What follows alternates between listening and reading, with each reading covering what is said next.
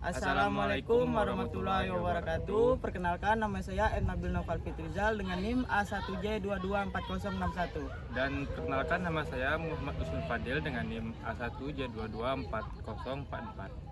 Di sini kami akan membuat tugas UTS dengan mata kuliah yaitu psikolinguistik dengan dosen pengampu Ibu Siti Fitria.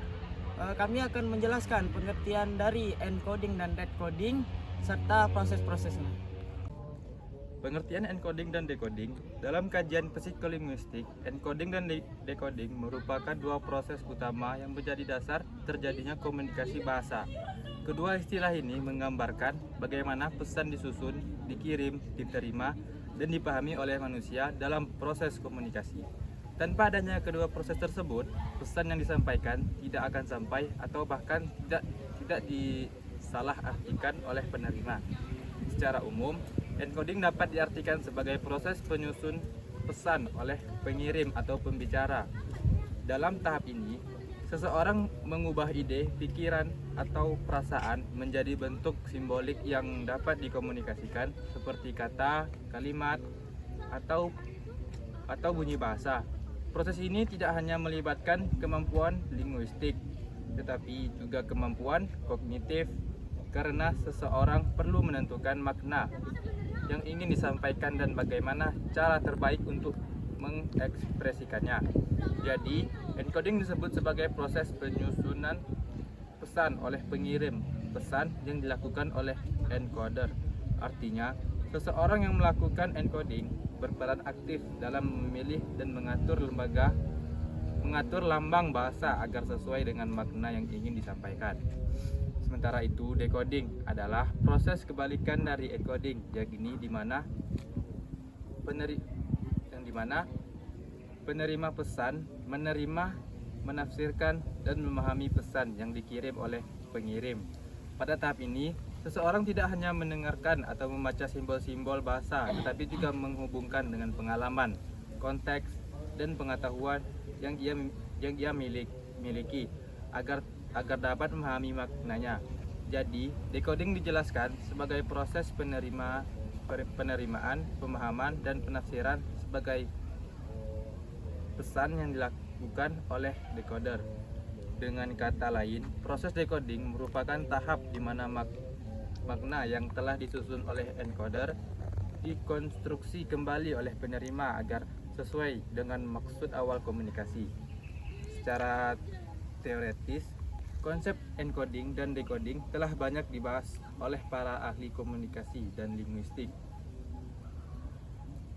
Selanjutnya, simbol menurut encoding merupakan proses penerjemahan ide menjadi simbol atau pesan, sedangkan decoding adalah proses penafsiran simbol-simbol tersebut agar makna pesan dapat dipahami penerima sebagaimana dimaksud pengirim. Jika pengalaman keduanya berbeda jauh, maka proses decoding akan terhambat dan pesan menjadi tidak efektif.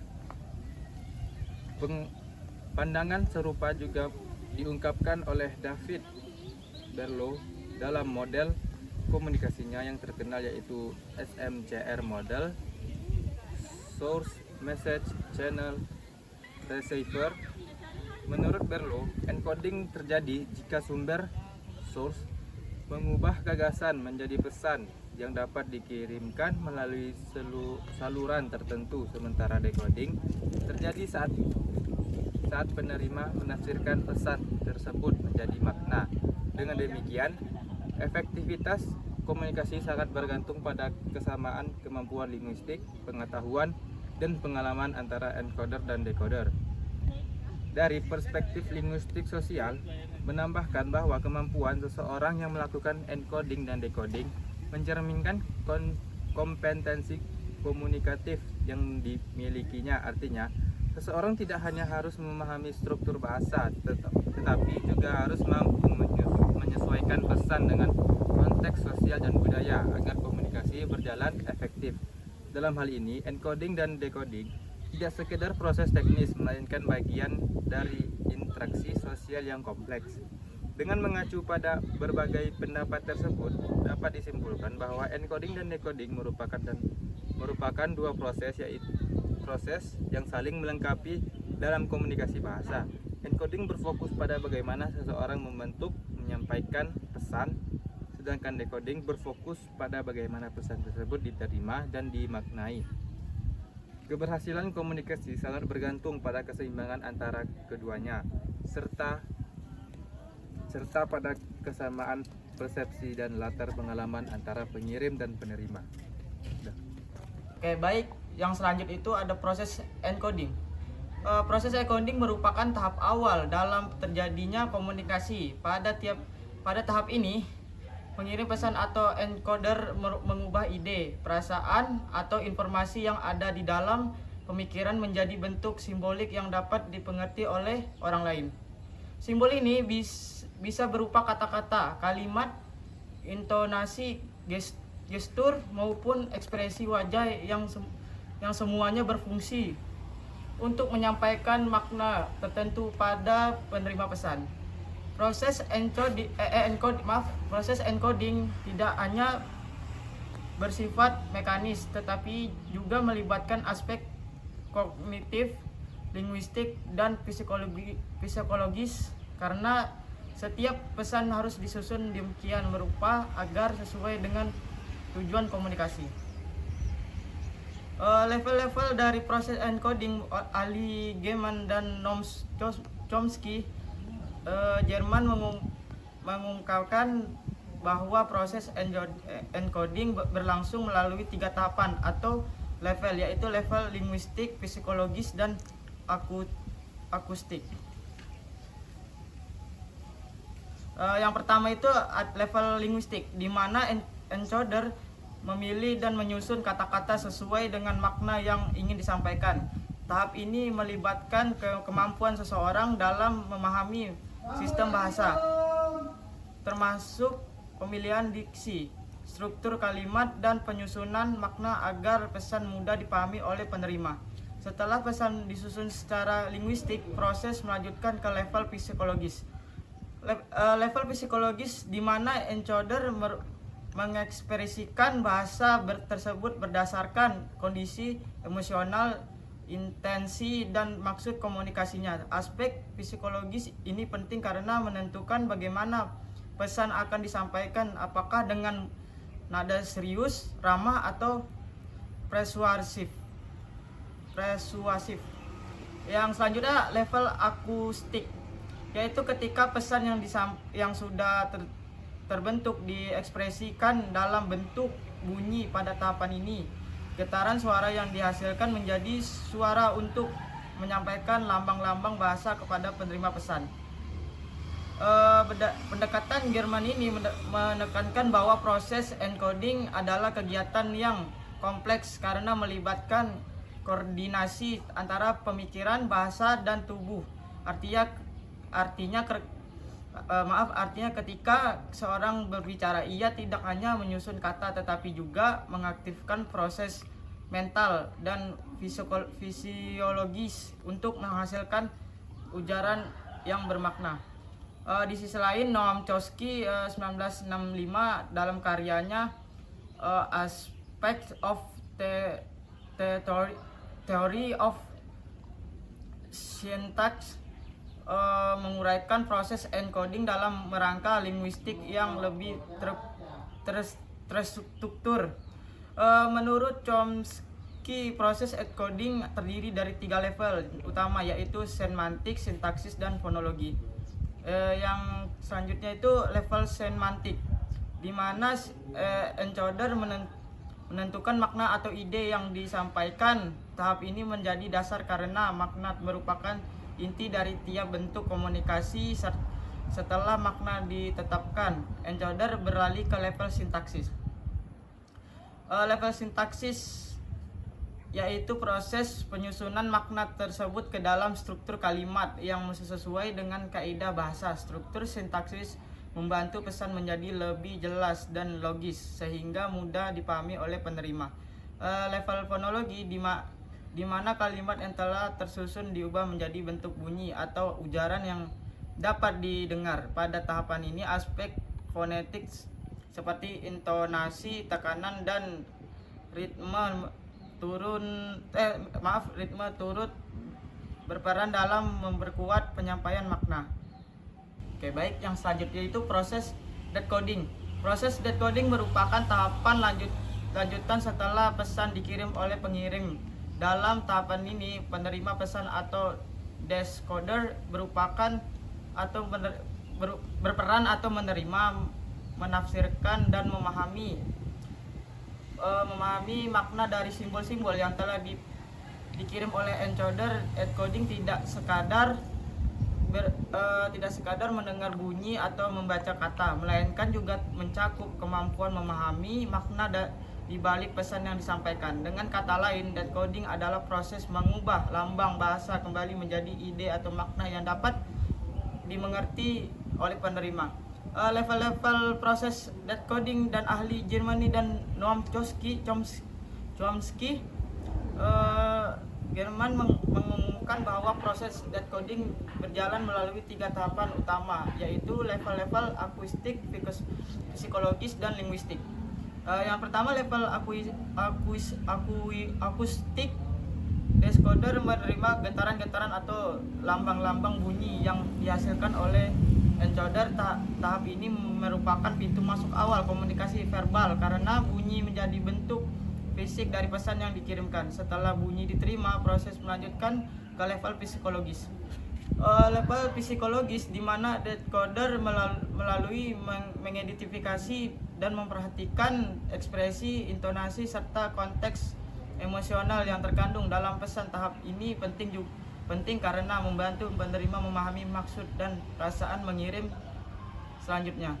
Level linguistik, decoder menafsirkan lambang-lambang bahasa yang diterimanya untuk memperoleh makna yang sebenarnya. Pada tahap inilah penerima pesan benar-benar memahami isi komunikasi yang disampaikan oleh encoder. Pendekatan Jerman ini menekankan bahwa proses decoding bukan sekadar kegiatan positif, melainkan proses aktif yang membutuhkan perhatian, pemahaman, serta kemampuan kognitif untuk menafsirkan pesan dengan tepat. Setiap individu mungkin akan melakukan decoding dengan cara berbeda, tergantung pada latar belakang, pengalaman, dan kemampuan bahasanya. Sementara itu, Noam Chomsky 1965 memandang decoding sebagai kebalikan dari encoding, yang juga melewati 3 level, yaitu fonologi, sintaksis, dan semantik. Yang pertama, fonologi. Decoder menangkap bunyi atau ujaran yang dihasilkan oleh encoder. Bunyi ini kemudian diuraikan ke dalam struktur kalimat melalui level sintaksis. Yang kedua, level sintaksis, di mana penerima mengenali hubungan antar kata, urutan, serta struktur gramatikalnya. Setelah struktur kalimat dipahami oleh proses berlanjut ke level semantik. Level semantik yaitu tahap di mana makna pesan ditafsirkan berdasarkan konteks, pengetahuan, dan pengalaman penerima. Dengan demikian, tahap fonologi menjadi dasar bagian sintaksis, dan sintaksis menjadi jembatan menuju pemahaman semantik. Jika dibandingkan dengan teori Greiman, dengan Chomsky menekankan bahwa decoding bersifat sistematis dan struktur mengikuti hierarki bahasa. Meski berada dalam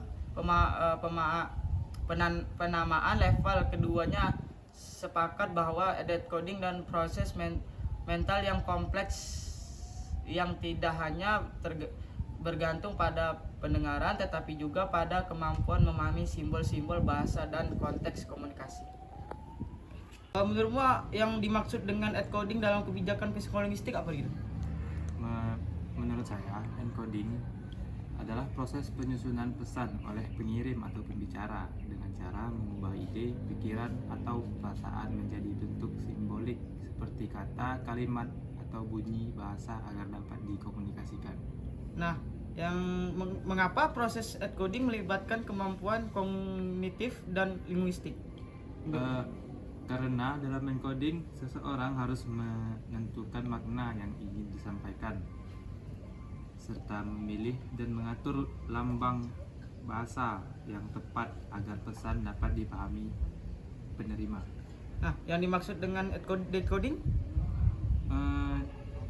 Dimaksud dengan decoding itu proses penerimaan, penafsiran, dan pemahaman pesan oleh penerima berdasarkan simbol-simbol bahasa yang diterima dengan mengaitkannya pada pengalaman, konteks, dan pengetahuan yang dimilikinya. Menurut kamu, bagaimana hubungan antara encoding dan decoding dalam proses komunikasi? Keduanya saling melengkapi. Encoding adalah tahap penyusunan yang pengiriman pesan, sedangkan decoding adalah tahapan penerimaan dan pemaknaan pesan. Keberhasilan komunikasi tergantung pada keseimbangan antara keduanya. Selanjutnya, menurut Wilbur Scrum, apa yang menjadi faktor penting dalam keberhasilan proses komunikasi? Scrum menekankan pentingnya flight of experience atau bidang pengalaman yang sama antara pengirim dan penerima. Jika pengalaman keduanya berbeda jauh, proses decoding akan terhambat dan komunikasi menjadi tidak efektif. Selanjutnya, jelaskan pandangan David Berlo tentang encoding dan decoding. Menurut Berlo, dalam SMART model encoding terjadi ketika sumber source mengubah gagasan menjadi pesan yang dikirim melalui saluran tertentu, sedangkan decoding adalah proses penerimaan receiver dalam menafsirkan pesan tersebut menjadi makna. Menurut model, kesimpulannya bagaimana? Jadi kesimpulannya itu encoding dan decoding merupakan dua proses utama yang berperan penting dalam psikolinguistik karena menjelaskan bagaimana manusia menyusun, menyampaikan, menerima, dan memahami pesan bahasa. Encoding dilakukan oleh pengirim pesan dengan cara mengubah ide, pikiran, atau perasaan menjadi simbol-simbol bahasa yang bermakna. Sedangkan decoding dilakukan oleh penerima pesan untuk menafsirkan simbol-simbol tersebut menjadi makna yang dapat dipahami. Proses encoding melibatkan 3 tahapan, yaitu linguistik, psikolinguistik, dan akustik. Sedangkan proses decoding juga meliputi 3 tahapan, yaitu akustik, psikolinguistik, dan linguistik. Kedua proses ini menunjukkan bahwa komunikasi bukan sekedar kegiatan menyampaikan pesan, tetapi juga melibatkan kemampuan berpikir, berbahasa, dan memahami konteks sosial. Dengan demikian, keberhasilan komunikasi sangat bergantung pada keseimbangan antara proses encoding dan decoding, serta kesamaan pengalaman, kemampuan bahasa, dan konteks antara pengiriman dan penerima pesan. Pemahaman terhadap kedua proses ini dapat meningkatkan efektivitas komunikasi serta memperluas wawasan tentang hubungan antara bahasa dan pemikiran manusia dalam kajian psikolinguistik. Oh, begitu. Oke, thank you Fadil. Sekian diskusi dari kami. Kalau ada kesalahan, kami minta maaf. Kami mengundurkan diri. Assalamualaikum warahmatullahi wabarakatuh.